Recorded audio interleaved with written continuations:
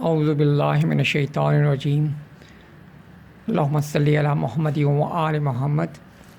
السلام علیکم۔ قرآن پاک کی سورہ بقرہ میں اللہ تعالیٰ ابراہیم علیہ السلام کو خوشخبری سناتے ہیں کہ میں تم کو بنی نوع انسان کا امام بنانے جا رہا ہوں، اور اس کی رسپانس میں ابراہیم علیہ السلام دعا کرتے ہیں کہ اس بنی نوع انسان کی امامت کا سلسلہ قیامت تک جاری و ساری رکھیے گا میری ذریت میں، جس پر اللہ پاک کہتے ہیں کہ جو ہے میرا وعدہ ظالمین کے لیے نہیں ہوگا۔ مطلب یہ کہ اللہ تعالیٰ نے ابراہیم علیہ السلام کی دعا کو قبول فرمایا، اور جو ہے سورہ توبہ میں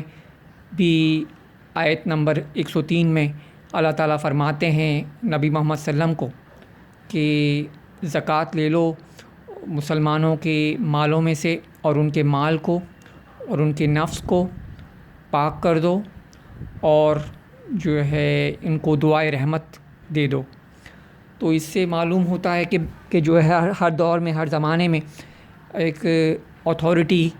الہی امر کی ضرورت ہے کہ جو ان کے مسلمانوں کے مالوں میں سے جو ہے وہ زکوٰۃ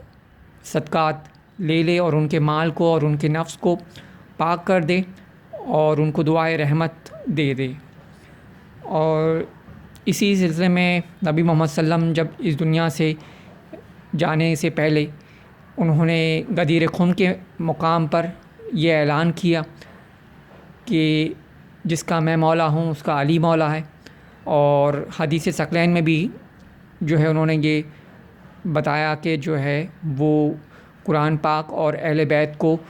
میرے بعد جو ہے وہ مضبوطی سے پکڑے رکھنا تو گمراہ نہیں ہوگے۔ تو جن لوگوں نے جو ہے وہ یہ نبی محمد صلی اللہ علیہ وسلم کے اعلان کو سمجھا کہ وہ جو ہے مولا علی اس دنیا میں جو ہے رسول محمد صلی اللہ علیہ وسلم کے بعد جانے کے بعد وہ دینی اور دنیاوی معاملات میں رہنما جانا، ان کو مانا، تو وہ اللہ تعالیٰ کی راہ میں اعلیٰ درجے پر فائز ہوئے۔ اور جیسا کہ سورہ نساء میں اللہ تعالیٰ فرماتے ہیں آیت نمبر 96 میں کہ اللہ تعالیٰ تک پہنچنے کے لیے وہ درجات ہیں، اللہ تعالیٰ کی راہ میں درجات ہیں، ٹھیک ہے۔ تو اور میری نالج میں یہ ہے کہ حال ہی میں سیرت النبی کانفرنس میں جو ایک مسلمان شخصیت نے یہ اعلان کیا دنیا کے تمام بڑے بڑے مسلمان عالم دین کے سامنے کہ جو ہے میں آل نبی ہوں، اولاد علی ہوں، اور 49واں امام ہوں، اور میرے پاس الہی امر ہے۔ تو جو ہے کسی بھی مسلم علماء نے اس پر کوئی اعتراض نہیں اٹھایا، اور میں نے بھی ان کی ہدایات پر عمل کر کے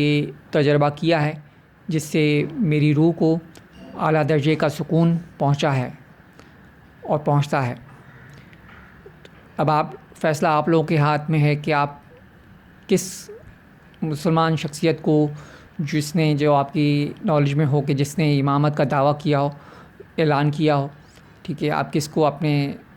آبزرویشن اور تجربے کے ذریعے جو ہے وہ مانتے ہیں امام۔ اللہ حامی و ناصر۔